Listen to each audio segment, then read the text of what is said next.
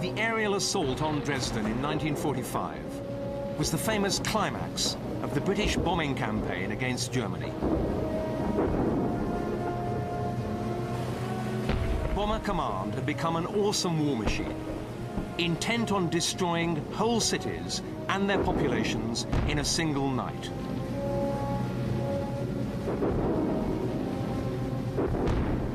But this is not how it was meant to be. The bombers had started the war aiming to hit only military targets without causing civilian casualties. This is the story of how Bomber Command was forced to reinvent itself, and the price that had to be paid in both German civilians and British aircrew. 55,000 members of Bomber Command died between 1939 and 1945, the heaviest loss rate of any single branch of the British Armed Forces. Dangerous at the time, controversial ever since. No specific medal was awarded for the bombing campaign, highlighting the ambivalence surrounding the young men who risked their lives nightly. Heroes to some, terror flyers to others. I don't believe in hindsight at all. We did what we did at the time, and it had to be done. If you dwelt on it on a personal basis, then you couldn't do the job at all.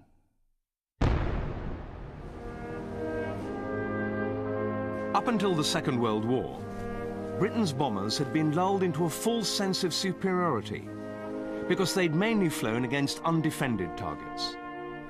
In 1939, Bomber Command saw itself at the cutting edge of modern war. The cavalry of the clouds, who would strike straight at the enemy military machine, virtually unopposed. But they were in for a terrible shock. Flying by day, the British bombers were an easy target for German defenses. When they first encountered enemy fighters, on 2 raids in December 1939, 21 out of the 36 bombers and their crews failed to return. These loss rates were unsustainably high, and daylight raids were immediately abandoned. From now on, Bomber Command would fly by night, a task for which it was totally unprepared. It was very tough. We were pioneering, we were sort of thrown in at the deep end. Nobody knew really what was happening. We had no sophisticated radar aids. Our navigation was done by looking over the side of the aircraft to try and see where we were. If it was 10 tenths cloud, that obviously was no good, and consequently you finished up miles away from where you intended to be.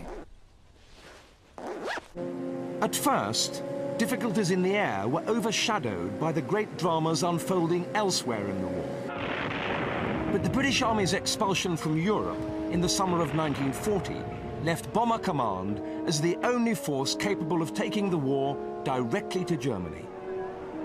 Now the pressure was really on. The whole country looked to the bombers for success. Night after night, anything up to 200 planes set out for Nazi Europe. Their targets were precision military and industrial objectives, such as oil plants, railway yards, aircraft factories and docks. The industry of the Ruhr Valley was singled out for special attention. Despite the difficulties of night flying, the campaign appeared to start well, and the propaganda films proclaimed Bomber Command's success. Yes, there's a smasher right onto it. Caused a hell of a great big fire, buckets of smoke. On the first anniversary of the outbreak of war, Churchill expressed confidence to his cabinet, saying, "The bombers alone provide the means of victory." Such confidence didn't last. This is the cabinet room in Churchill's underground headquarters beneath Whitehall. And by 1941, doubts about how well Bomber Command was really doing had begun to emerge down here. Germany had not merely failed to collapse. It was so healthy that it had gone on to invade Russia. And reconnaissance photographs suggested that much of the bombing propaganda might be rather wide of the mark. German bombers, on the other hand, were definitely hitting their targets. Britain had suffered terribly in the Blitz, and the nation burned.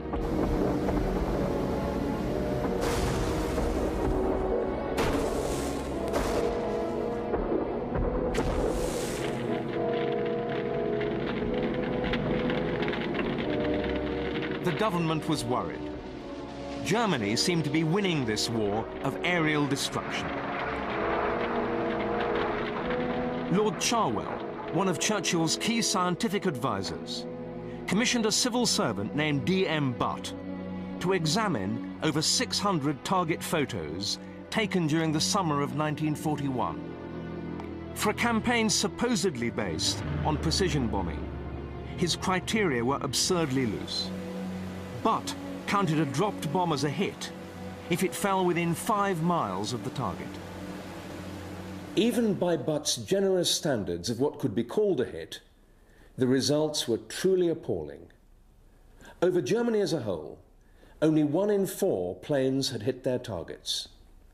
In the crucial Ruhr Valley, centre of German industrial production, that proportion fell to as low as 1 in 15.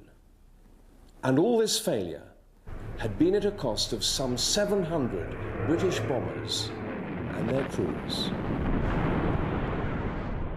The first time I lost a good pal, I went out into York determined to get absolutely blotto. I can't remember how much I drank, but I remained horribly stone cold sober. But after that, you just said, well, that's tough, and forgot them. You had to. I mean, each aircraft that didn't come back, that was 7 people missing. I mean, the night I was shot down, we lost 6 aircraft from our squadron. It's 42 people straight out like that.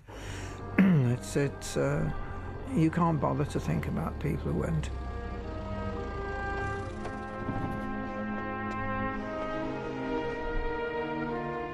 Those who survived to fly again each found their own way of warding off fate. We had a mascot, of course, in the aircraft, and I had a personal one. I had a little pink stuffed horse, which I kept in my pocket. And you found every member of our crew had something which they carried. And I even knew one chap who used to carry a pair of his girlfriend's knickers in his pocket. You never thought of that you wouldn't come back. It never happened to you. It's the other bloke, not you. And you had confidence in the rest of the crew.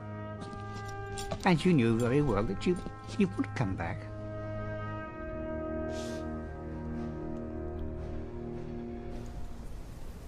The shattering findings of the Butt report forced Churchill to halt all raids on Germany at the end of 1941. Whitehall was in crisis. The one weapon that the British had to take the war to the enemy was virtually useless. As the crews rested, the politicians debated their future. The Army and Navy argued that Bomber Command's men and resources should be redirected to them, and for a time it looked as if they might win the day. But Lord Cherwell had a new role for the Cavalry of the Clouds.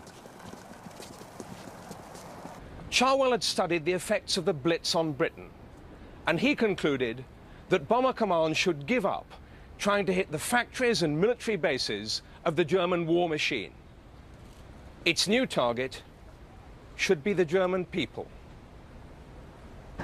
Bomber Command itself had independently come to the same grim conclusion and was already gearing up for the new offensive.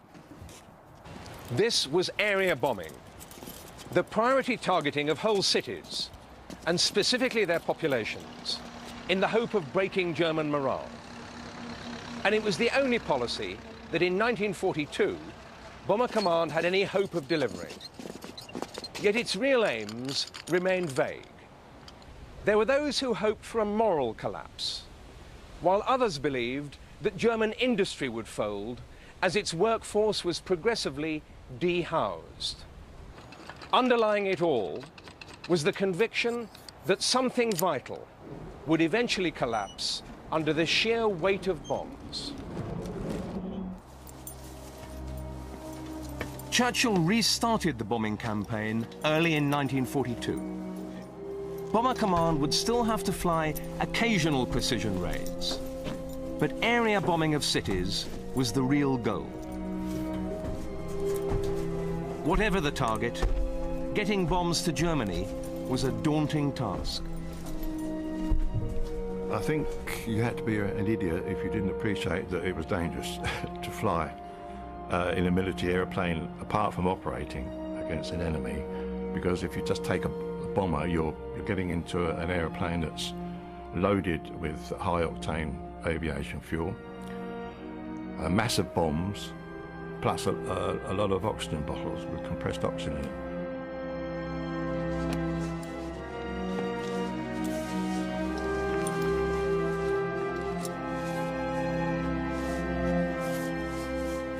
I suppose probably the first time you did it you might be a bit apprehensive, but I think my main concern always was don't let the other chaps down.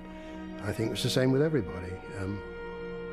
Whatever we were thinking, we kept to ourselves and we didn't show it. As well as a new policy, Bomber Command also had a new boss. Arthur Harris was appointed in February 1942. He embodied the latest ideas, believing the bomber to be a blunt weapon of war, only suitable for hitting large-scale targets. Eventually, he would earn the nickname Bomber Harris. There cannot be a more controversial statue in the whole of London.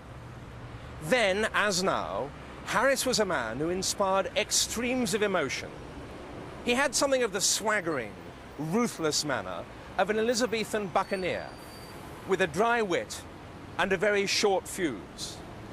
His critics found him unrefined and rude, lacking in sensitivity, impatient, and almost totally inflexible. Yet he was regarded with great affection by his men, who identified with his earthy directness and his iron sense of purpose. He possessed the unwavering belief that heavy bombing of the enemy's cities could and would win the war. Cometh the man, cometh the hour. Harris was the man with the resolution, the courage, the guts to drive on and build Bomber Command up into the tremendous force that it eventually became. He was the best commander that we ever had. He was a super chap, and his first concern and his last concern was for us. The Nazis entered this war under the rather childish delusion that they were going to bomb everybody else and nobody was going to bomb them. At Rotterdam, London, Warsaw, and 100 other places, they put that rather naive theory into operation. They sowed the wind, and now they are going to reap the whirlwind. War in the air was dominated by technology, and the Germans had taken the lead in this arms race, in which small advances in equipment could make all the difference between victory and defeat. Fortunately for Harris, his force had been given priority for research and development after Dunkirk, and the new equipment was just beginning to come online. It was a bomber that was built for the job. It was the best bomber we had by a long way. Beautifully designed. Most pilots, I think, would tell you that it was a pilot's dream. It was easy to fly. Even the engineers could fly it, so it had to be.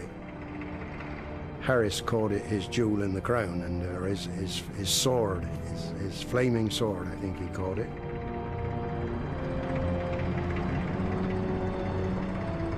The Lancaster was the best of the new generation of four-engined heavy bombers. and quickly became the workhorse of Harris's force. It was capable of carrying huge bomb loads, eventually up to 10 tons, and taking more enemy fire without falling out of the sky, if you could get the fully loaded plane off the ground to start with. On takeoff, the pilot usually operated the throttles himself and opened them up almost to full power, and the engineer's hand would be behind him, and then he would let go, and then the engineer pushed it up the rest of the way, so that he had both hands to haul the thing off. It was all brute force and hard work.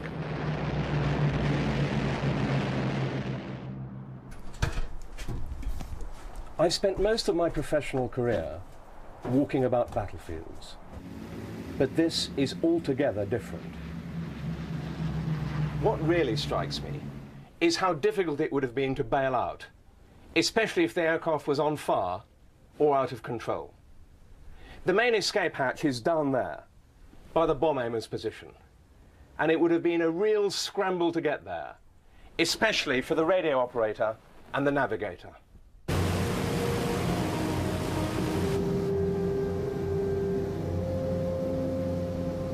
The men sitting up here at least had one another's proximity to sustain them.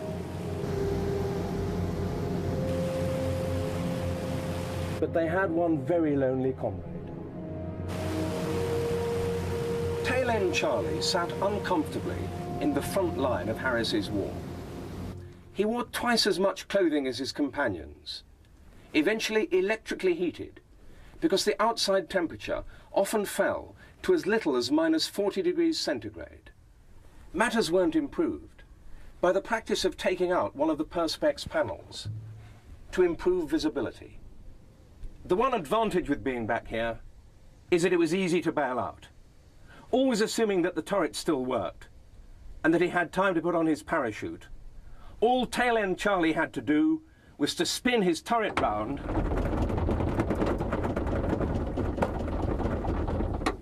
and to fall backwards into the abyss.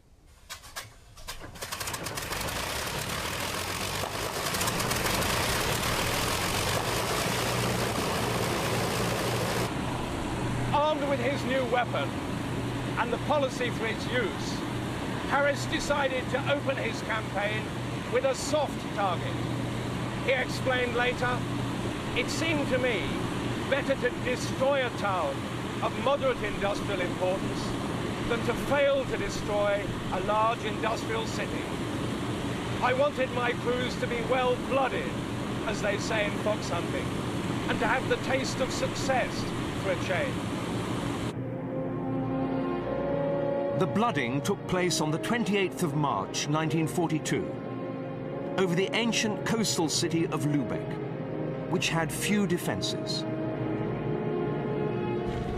The wooden buildings burnt easily, destroying most of the old city centre.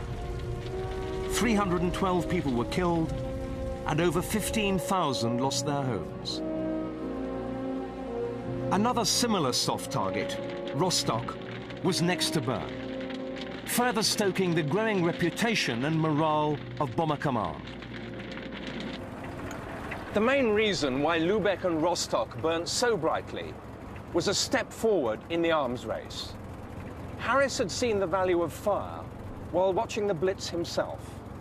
And from now on, the bulk of each bomb load consisted not of high explosive, but of incendiaries like this, little fire bombs, packed with phosphorus and scattered in their thousands.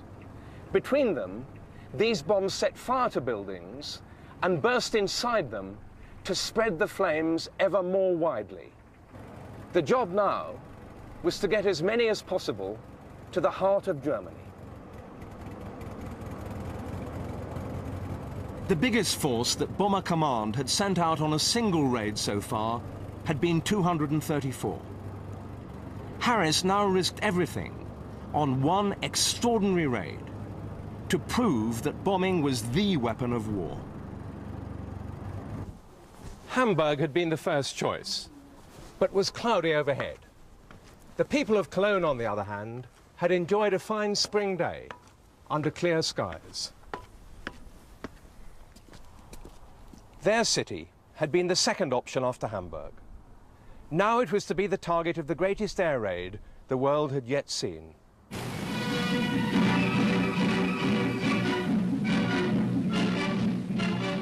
"1,046 bombers would fly together from 52 airfields. It was a huge gamble. If it went wrong, Harris could lose much of his force, and Bomber Command would be ruined for good.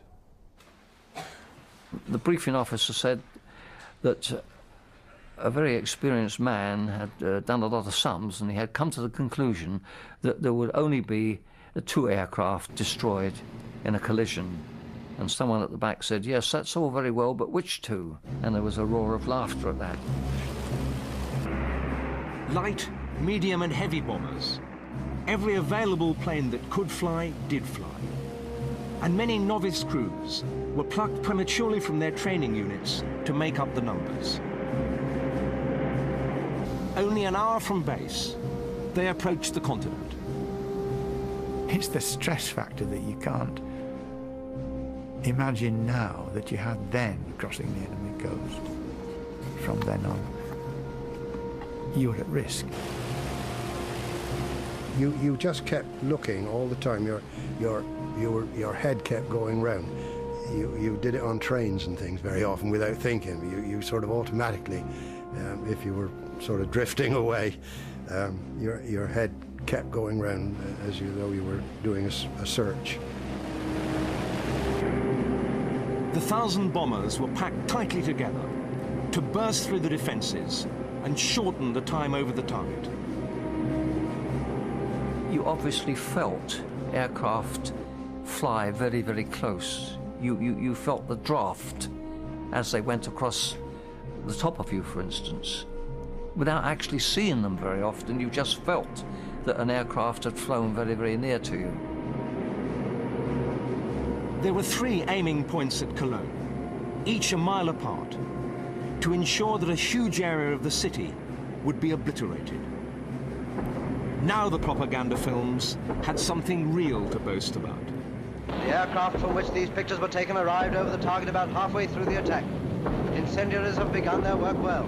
Large fires already are burning. It is difficult to judge how great the fires are, taken from a height of more than 20,000 feet. But the area covered by the film is about 6 square miles. You can judge from that how big some of those fires would be on the ground. Hitler, fearing the effect the devastation could have on the nation's morale, ordered Cologne's inhabitants not to mention the raid outside the city on pain of death.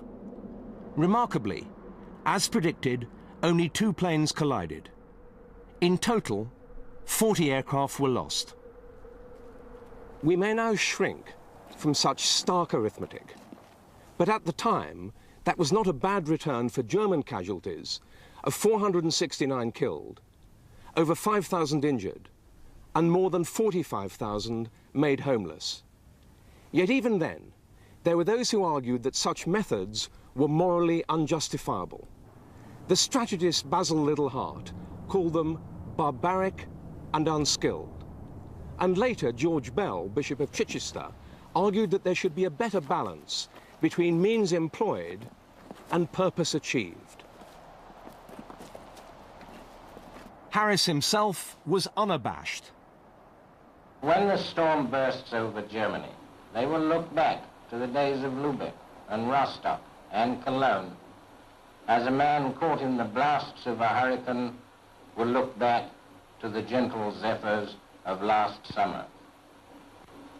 There are a lot of people who say that bombing can never win a war. Well, my answer to that is that it has never been tried yet, and we shall see. Harris now intensified the offensive, sending hundreds of crews out to pound Germany night after night. Each man had to do a standard tour of 30 raids before time off as an instructor. But with loss rates at around 5% per trip, the odds of making it through were hardly favourable. There'd never been a campaign quite like it. Aircrew didn't fly every evening, and on stand-down nights they enjoyed themselves in the pub, with games and sing-songs, and sometimes with girls who found it hard to say no to a boy who might be dead a day later. Some crews drank and womanized furiously, driving off to Lincoln, Nottingham, or even London for serious binges. From best bitter to fighters and flak, all in a long day's work. It was a sort of Jekyll and Hyde existence, really. And it was funny to be, if you weren't on the night following, to be able to sort of just ride around your bike among the fields and think, well, it's not many hours since we were in another completely different world altogether. And you had to have two caps, one to enjoy yourself and one to get serious. You were, as a crew, you were like a family. You were together the whole time. You were very intimate in everything you did. Each other's life was in your hands, as it were. And you all worked together as a team. And that's why you survived. The ultimate test of a crew was in the last few minutes before they dropped their bomb load. Well, the bombing run was one of the only times that you flew straight and level for a set period of time. And it was the most nerve-wracking part of the journey. To fly towards a target which was literally ringed with cones of searchlights and the flak going up into where they all met. It was quite scary. You just had to forget everything else, take everything out of your mind except that little red spot or whatever it was down on the ground in front of you. And don't listen to anything, or just ignore everything. It was just between you and the pilot now. You just guided the pilot with curt orders, either left, or right, or keep the darn thing steady or something like that, until your cross wires hit the actual marker that you were aiming at on the ground. And then away went the bombs, as simple as that. And then you have to continue for a further period while the photograph is taken. An onboard camera automatically photographed where the bombs hit, illuminated by a huge flash charge dropped at the same time. Without this photo, the raid would not count towards the 30-trip tour, and the crew would have to go again. It was the most intense period during the whole trip. It was the ultimate thing that we had to do.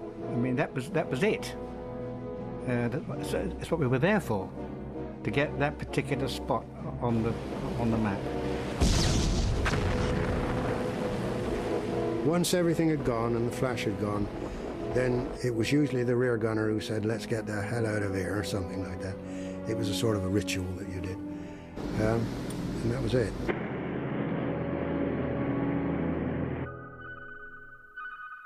While bombers and bombs had been improving, navigation technology lagged behind. Now the boffins came up with new radio and radar systems to help the bombers find their targets even in bad weather.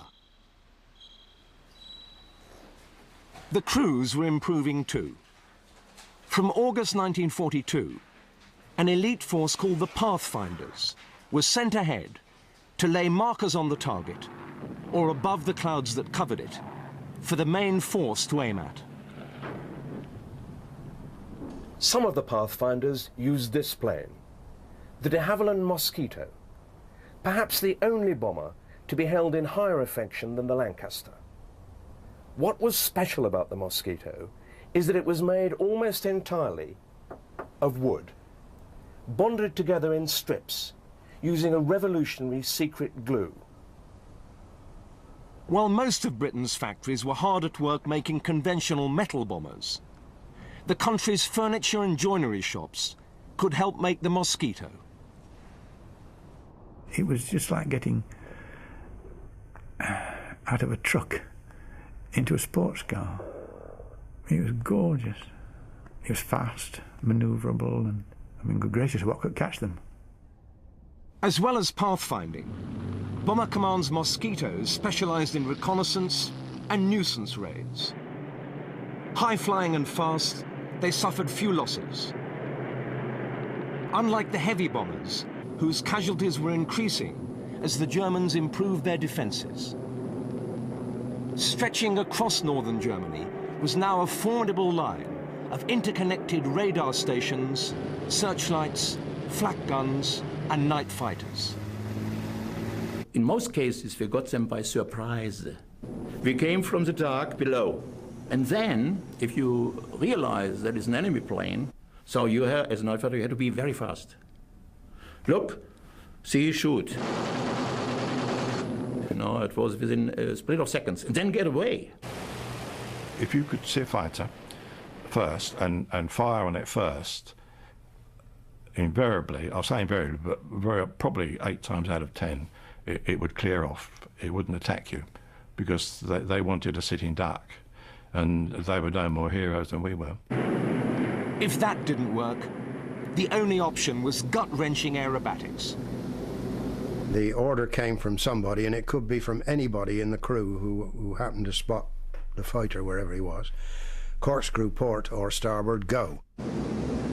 And immediately you went right over on a wing over until your wings were almost vertical, and at the same time straight down as hard as you could go. And when the airspeed reached somewhere around 350, 400, the wings were supposed to drop off at 300, but they never did.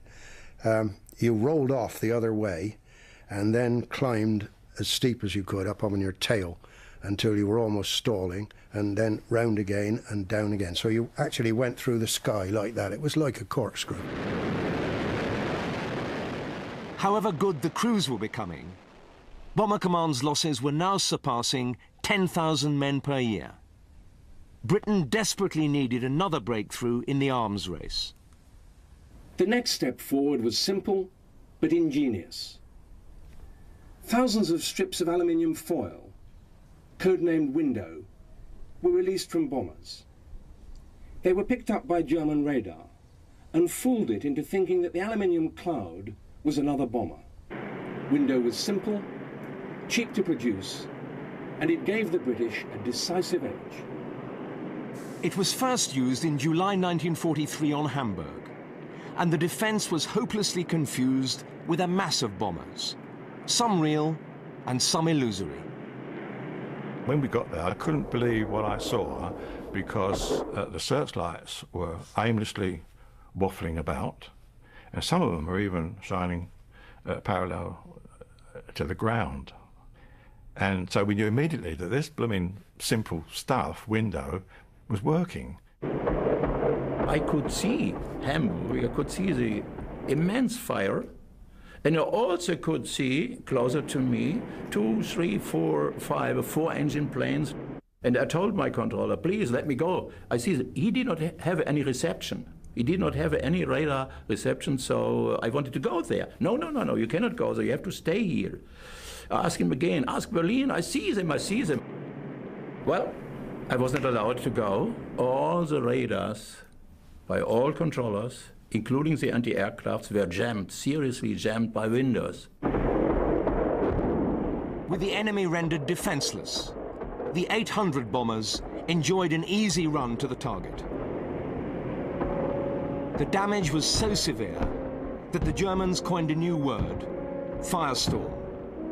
It was a freak condition caused by the exceptionally dry summer and the closeness of the buildings, in which a vortex of fire swept the city, annihilating everything in its path. Not only were key industrial targets destroyed, but some 30,000 civilians perished.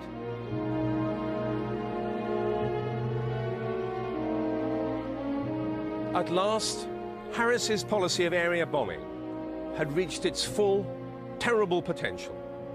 Albert Speer, the German armaments minister, wrote, 6 more Hamburgs and the war's over. Harris believed that he was bringing Germany to its knees. His next, and he hoped final target, would be Berlin. He bragged that once he'd destroyed the capital of Hitler's 1,000-year Reich, the war would be won.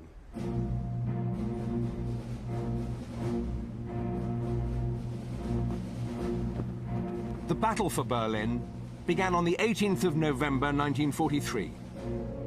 But it was immediately clear that it was going to be no Hamburg. I think I can say that it was the Berlin ones which were the worst because of the distance and of the enormity of the target and of the defences. Berlin is more than 600 miles away from Britain, half as far again as Bomber Command's normal targets. The German defences were also learning how to unscramble the confusion caused by window. And the winter of 1943-44 was one of the coldest on record. We had icing problems on our aircraft out over the North Sea. We were picking up ice, and once you start to get ice on your wings, it gets thicker and thicker. You can almost see it building.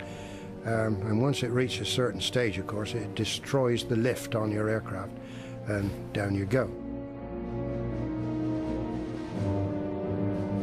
Those who eventually reached Berlin found that it was the most heavily defended place on Earth. Flak towers like this bristled with guns, given radar direction from another tower nearby. They were virtually indestructible. This one has survived the bombing, Russian attacks at the war's end, and post-war attempts at demolition. Flak gave a terrifying greeting to the bomber stream over the German capital. There was barrage flak over a target, which could hit you or not hit you, and there was predicted flak. Now, the predicted flak was connected to their radar, as was their master beam. They were blue in colour as opposed to the others, which were yellow. They just went up and stood still, and then they just flicked straight onto an aircraft. If that locked onto you, you knew you were in for trouble. But you cannot fly straight and level for any length of time, combed by searchlights, and think you're going to get away with it, because you're it now, you're their target. They're rubbing their hands because everything is pointing at you now. The radar's onto you, and they can't miss. You got a small flash, not like you see on the movies, a big bang, all that. Just a small flash, and then the smoke. But of course, out of that smoke, you've got hundreds of chunks of hot metal, some of which I still have inside me. In 10 seconds, you can get cut to ribbons by a shrapnel, I can tell you. That's how we met our demise. Nice to imagine that's how practically everybody who was shot down met their demise, because either the airplane was totally destroyed in the end, I've seen them just fall out of the sky.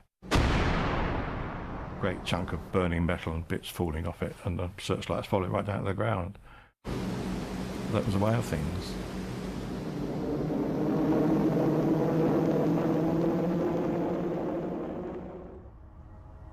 The Battle of Berlin was turning against the British. Devastation here on the ground was severe, but the weather and the layout of the buildings meant that there was no firestorm. Although 1/5 of Berliners lost their homes, their will was not broken.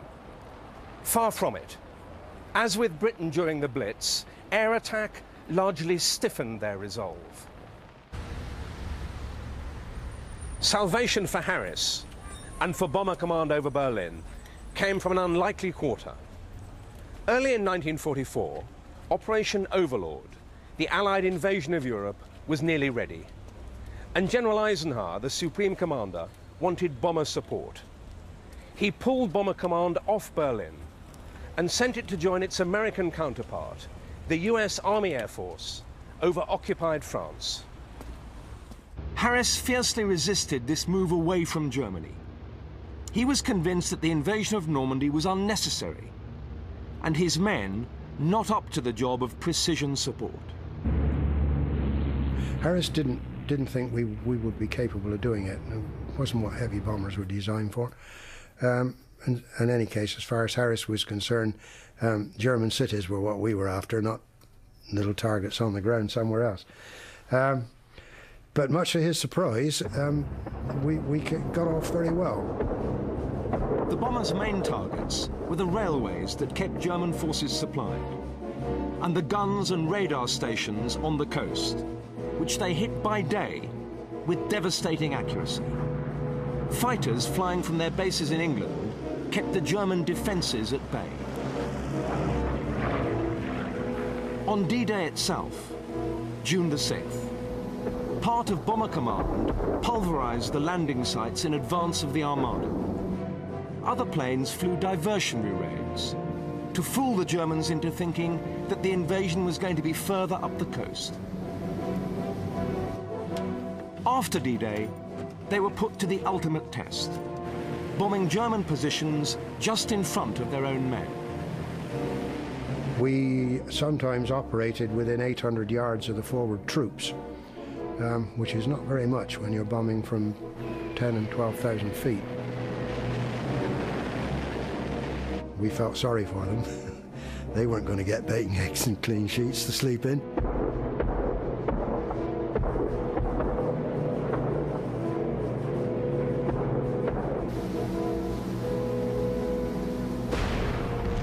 Bomber Command's contribution to Operation Overlord had been a huge success. After years of trial and error, it had finally become what it was supposed to be, a precision fighting force. Casualties were down too, halved since the Battle of Berlin. The great irony for Bomber Harris was that his force's finest hour came when it was being used in what he regarded as a sideshow. In September 1944, Bomber Command returned to Harris's control, and he resumed his personal crusade. Germany's defences were now crippled by lack of fuel and outgunned by new long-range Allied fighters. In the last 3 months of 1944, more bombs were dropped than in the whole of 1943.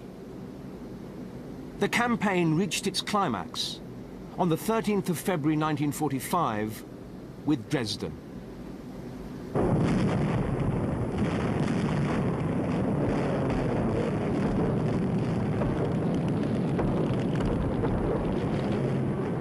Churchill asked Harris to destroy the city because it lay in the path of the advancing Russians. This would show Stalin that the Western Allies were still vigorously prosecuting the war. In terms of area bombing, it was the perfect raid. 40 square miles of the city blazed in a firestorm that outburned even Hamburg. Some 50,000 people are thought to have been killed. Harris had delivered his terrible whirlwind. Faced with the horrors of Dresden, Churchill now questioned the area bombing campaign.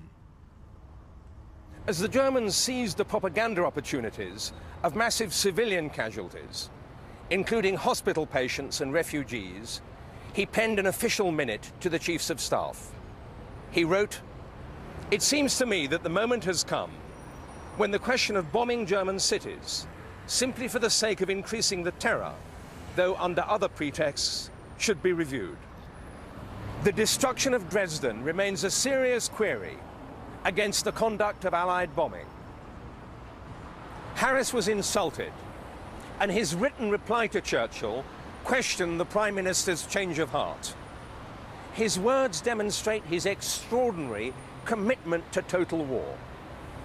Attacks on cities are strategically justified in so much as they tend to shorten the war and so preserve the lives of Allied soldiers. I personally do not regard the whole of the remaining cities of Germany as worth the bones of one British grenadier. Under pressure from the Chiefs of Staff, Churchill withdrew his original critical minute. But the area bombing campaign against Germany was over.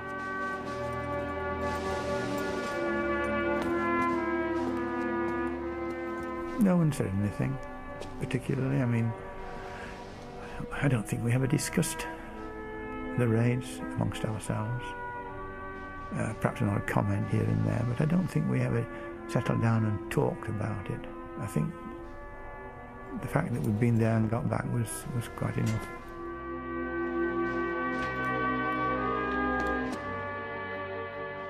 After the war, Harris was not offered a suitable RAF appointment and left Britain for South Africa.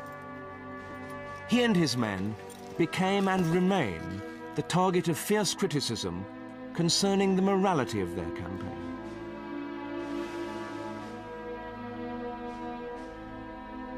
I mean, we knew we were probably killing a lot of civilians, but I mean, when you've been on the receiving end of a lot of bombs and you've seen fires and people have been blown to pieces and this death and destruction,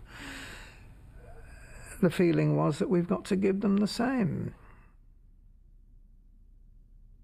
You were on your way home, you'd done what you're supposed to do, and you never thought about what was happening on the ground. I mean, if you did, and you thought about it deeply, then you couldn't do the job. I know it sounds heartless and cruel, but war is.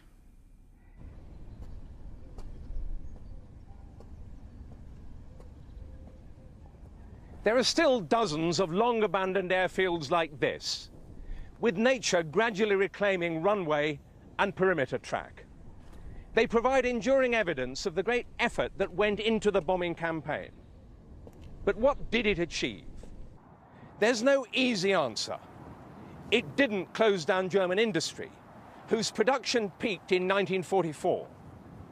But the bombing did prevent it from rising to even greater heights, and forced the diversion of massive military resources to the defense of the Reich.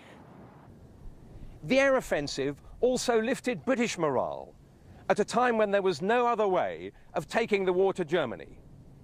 And it helped pave the way for the Allied invasion of Europe. Yet the cost was enormous, in both materials and men. 55,000 aircrew died, almost half of those that flew. In weighing success and failure, we sometimes forget that the young men who risked and so often lost their lives did it for us.